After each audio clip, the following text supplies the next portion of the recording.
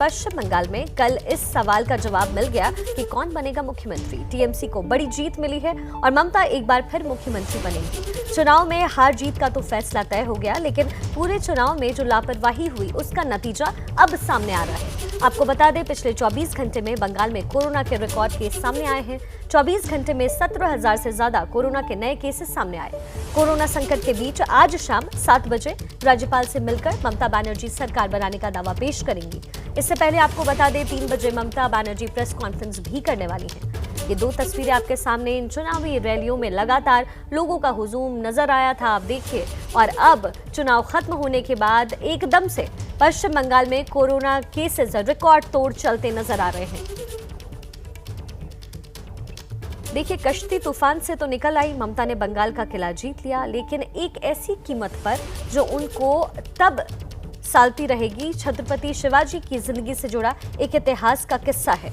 उनके सबसे करीबी सहयोगी और योद्धा थे तानाजी मालुसरे। उन्होंने 70 साल की उम्र में कोंडना के किले को जीता था, लेकिन उसमें वीर गति को प्राप्त हुए थे। जब तानाजी की मौत की खबर वीर शिवाजी को मिलती है तो उनके मुंह से निकला गढ़ आला पन सिंह गेला, यानी गढ़ आया लेकिन सिंह चला गया। ममता ने बंगाल में बेहद शानदार जीत हासिल की है। बस नंदीग्राम में खुद हार गई, लेकिन उनकी व्यक्तिगत हार से ज्यादा अहम पार्टी की जीत है, जो 5 एम फैक्टर पेटी की है। क्या है वो फैक्टर्स, देखिए। जीत ममता की हुई, लेकिन खुश समूचा विपक्ष है। जीत बंगाल में हुई, लेकिन देश की राजनीति में एक नई राजनीतिक हवा बहने लगी। तो सवाल है कि इतनी शानदार जीत ममता को मिली कैसे? आखिर ममता की इस जीत के पीछे क्या है? ममता की शानदार जीत के पीछे एम फैक्टर है। एक नहीं, कई एम फैक्टर काम कर रहे हैं। मथुआ समुदाय का पश्चिम बंगाल के वोट की राजनीति में अहम प्रभाव है, क्योंकि इनकी आबादी करीब 2 करोड़ है। इसीलिए उस समुदाय के वोट पर टीएमसी की भी नजर थी और बीजेपी की भी। दोनों के अपने अपने कारण थे। जहां पिछले विधानसभा चुनाव में ममता के लिए मथुआ वोट पड़े थे, वहीं पिछले लोकसभा चुनाव में बीजेपी को। इसीलिए मथुआ वोट को रिझाने के लिए बीजेपी के तमाम बड़े नेताओं ने पूरी कोशिश की। भारतीय जनता पार्टी के कार्यकर्ताओं के ऊपर ममता सरकार ने चलाया है। मैं निश्चित रूप से देख रहा हूं कि ममता सरकार का मृत्युगंड बच चुका है। आने वाले दिनों में यहां भारतीय जनता पार्टी की 2/3 बहुमत की सरकार बनने जा रही है। सिर्फ बंगाल में ही नहीं, बल्कि बांग्लादेश से भी मथुआ समुदाय के लोगों का दिल जीतने का प्रयास हुआ। प्रधानमंत्री नरेंद्र मोदी वोटिंग के दिन ही बांग्लादेश के दौरे पर गए थे, जहां इन्होंने मथुआ समुदाय के संस्थापक के मंदिर में जाकर पूजा अर्चना की थी। लेकिन लगता है कि वोट में दीदी ने बाजी मार ली। पश्चिम बंगाल में एक आम चुनावी मान्यता है कि मुस्लिम वोट तो ममता बनर्जी को ही मिलेगा। बंगाल में मुस्लिम वोट करीब 27% है।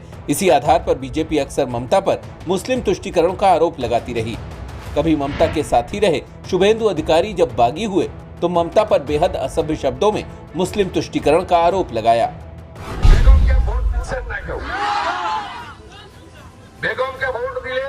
मिनी पाकिस्तान शुभेंदु तो छोटे नेता हैं। ममता के मुस्लिम रुझान पर बीजेपी के बड़े बड़े नेताओं ने भी जमकर राजनीति खेली।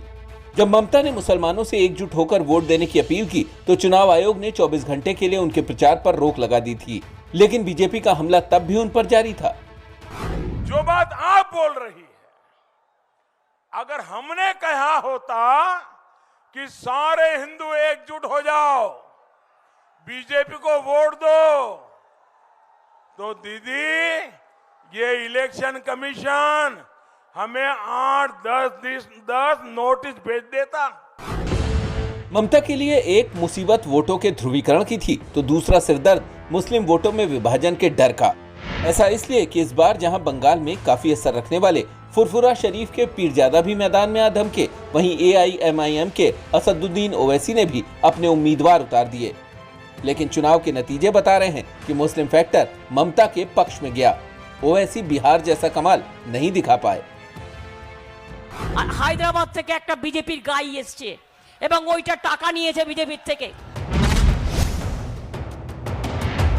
पश्चिम बंगाल के इस विधानसभा चुनाव में वोटिंग के दौरान बूथ पर महिलाओं की अच्छी खासी भीड़ देखी गई। बीजेपी को भी लगता था कि महिलाओं का वोट उनको मिल सकता है, क्योंकि 6 महीने पहले ही बिहार में बीजेपी जेडीयू गठबंधन को महिला वोटों का फायदा मिला था। लेकिन चुनाव नतीजे बता रहे हैं कि ममता की जीत की हैट्रिक में महिला वोटों की अहम भागीदारी रही।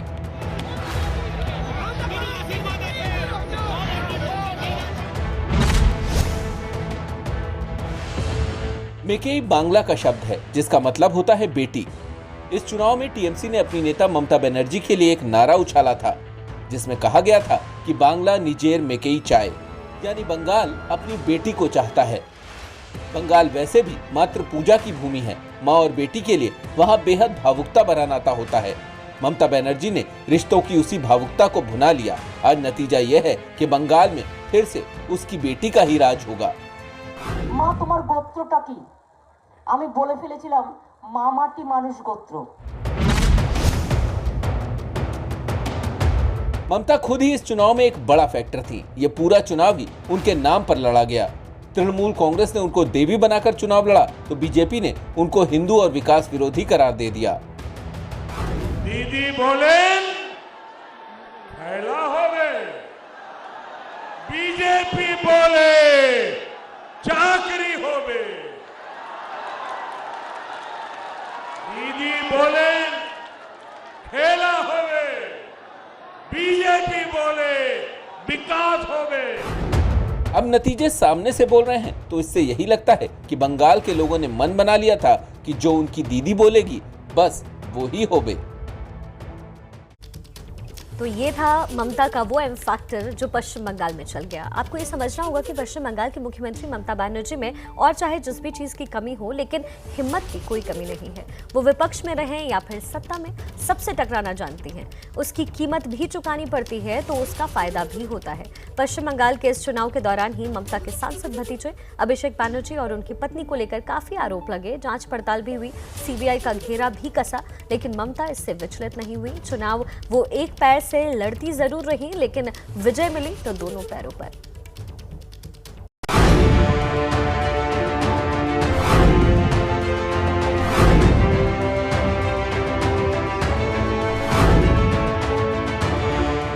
ममता बनर्जी आज एक बार फिर अपने पैरों पर खड़ी हो गईं। पूरे चुनाव भर जो ममता व्हील चेयर पर थी, आज नतीजे आने के साथ ही कामयाबी की सीढ़ियां अपने पैरों पर चढ़ गईं। पूरे चुनाव प्रचार के दौरान जिस चोट का दर्द ममता ने महसूस किया, आज वही चोट बीजेपी को दर्द दे गई। दीदी की चोट कितनी सच्ची थी और कितनी झूठी, इसे लेकर बीजेपी अब नए सिरे से आरोप लगाएगी। वैसे दीदी पर जितने आरोप लगते हैं, जितने हमले होते हैं, वो उसे हथियार बनाकर अपने फायदे के लिए इस्तेमाल कर लेती हैं। पूरे चुनाव भर ममता और उनका परिवार बीजेपी के निशाने पर रहा। का तो कोई विकास नहीं हुआ, यहाँ पर टोलबाजी बढ़ गई, गुंडों को शरण मिली। आपकी नजर में अपना भतीजा है, कब इसको मुख्यमंत्री बना दे। की बोलेছিল भतीजा का बत्ती गुल होने वाला है, एखुनी शौकत बोलছিল। तृणमूल कांग्रेस मतलब ममता बनर्जी। बीजेपी को पता था कि जिस पार्टी का अस्तित्व ही सिर्फ एक शख्सियत पर टिका है, उसे घेर कर ही, उस पर सवाल उठाकर ही रॉयटर्स बिल्डिंग का रास्ता तय किया जा सकता है, क्योंकि अगर ममता कमजोर हुई तो तृणमूल खत्म। बीजेपी के निशाने पर पूरे चुनाव भर ममता का परिवार रहा। खास तौर से उनके भतीजे अभिषेक बनर्जी को लेकर बीजेपी ने ममता पर परिवारवाद का आरोप लगाया। टीएमसी का एक ही नारा है, भतीजा बढ़ाओ। भतीजे के कल्याण के अलावे टीएमसी के मन में और कोई कल्याण नहीं। बीजेपी आरोप पर आरोप लगाती रही, लेकिन ममता हर आरोप का जवाब अपने अंदाज में ही देती गईं। আর খালি দিদি আর ভাতিজা, আরে দিদিকে পরে লড়বি, আগে ভাতিজাকে লড়। এতই যদি তোদের দিদি আর ভাতিজা বলতে হয়, তাহলে আমি চ্যালেঞ্জ করছি অমিত শাহকে, first you contest with Abhishek Banerjee and tell the name, आरोप सिर्फ आरोप तक सीमित नहीं रहे। चुनाव के दौरान ही कोयला घोटाले का मामला खूब उछला। सीबीआई ममता बनर्जी के घर तक पहुंच गई। अभिषेक बनर्जी की पत्नी, उनकी साली तक जांच की आंच पहुंच गई। सवालों के घेरे में सीधे सीधे अभिषेक बनर्जी थे और इशारा ममता तक था। यही नहीं, तोलाबाजी, कटमनी और भ्रष्टाचार के तमाम आरोप तृणमूल सरकार पर बीजेपी ने लगाए। आपके साथ साथ ये तोलाबाज भी जाएंगे, आपके साथ साथ ये सिंडिकेट को भी जाना है, आपके साथ साथ जाएगी नॉर्थ बंगाल से भेदभाव करने वाली आपकी दुर्नीति भी जाएगी।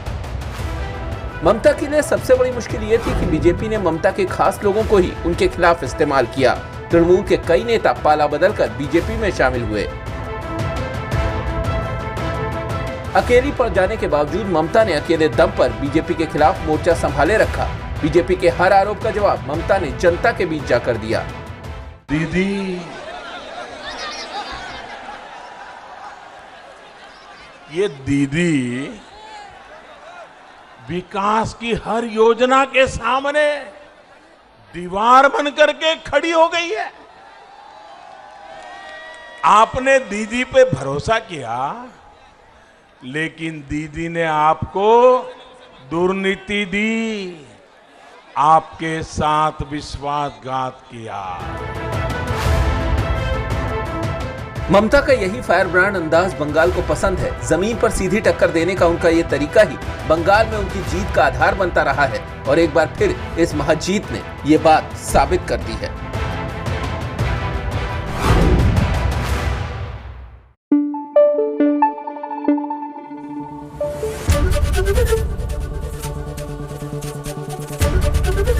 एबीपी न्यूज आपको रखे आगे।